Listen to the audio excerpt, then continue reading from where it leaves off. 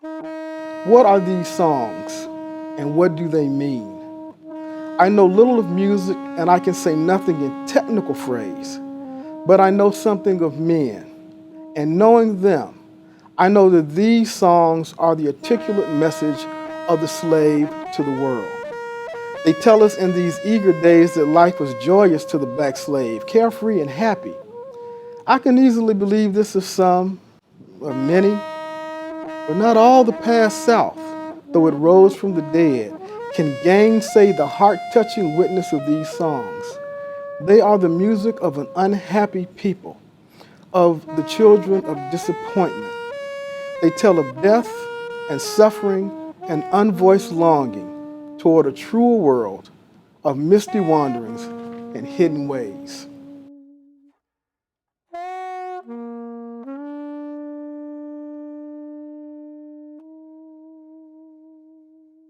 As we think about Juneteenth and the celebration of enslaved Africans finally understanding that they were actually freed by the Emancipation Proclamation, and when I think about the struggle and what that struggle meant for so many people for so long, and how that is manifested in the arts, one of the most important aspects of that I think about is music.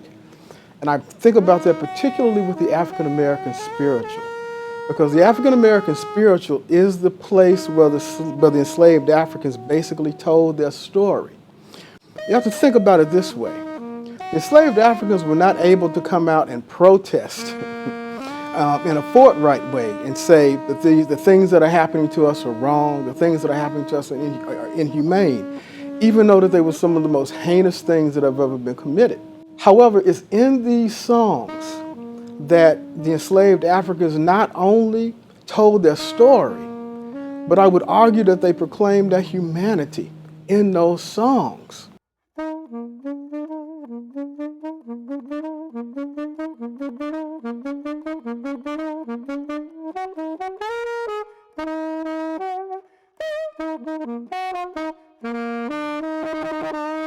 When we think about the enslaved Africans' experience, they had to get through it together. And there's a way that these songs were sung that brought the people together. And it gave them a way to express all of these things that they were going through in their lives. And they were able to do it in song and in rhythm and in tune. And in the process of doing it, they were able to make us understand a deeper sense of humanity.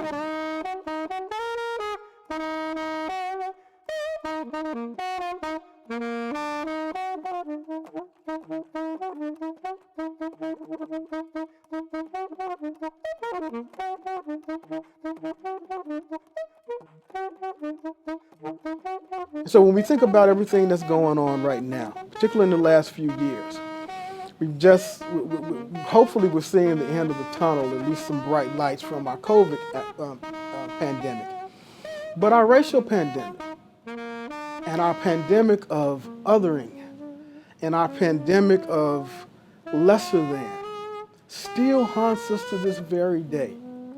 And if we really pay close attention and we listen back to those old spirituals, they're even telling us today a way forward, a path to get through so many of our differences.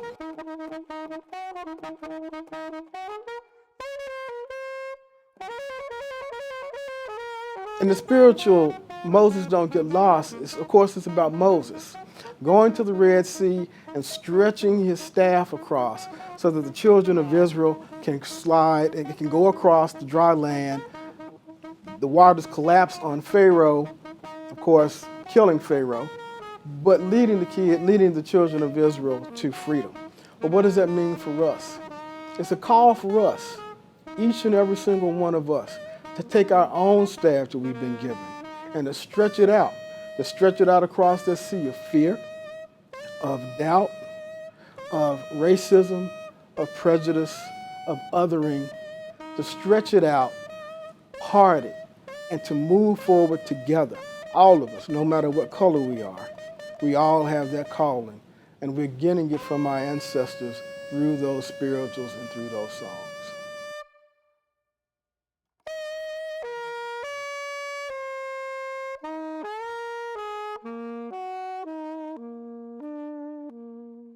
So music is is definitely my rod, as I try to stretch it across, and in a sense reveal some truth, and at the same time bring love. Because at the end of the day, that's the most important thing, and that's the most powerful uniter we have: truth and love.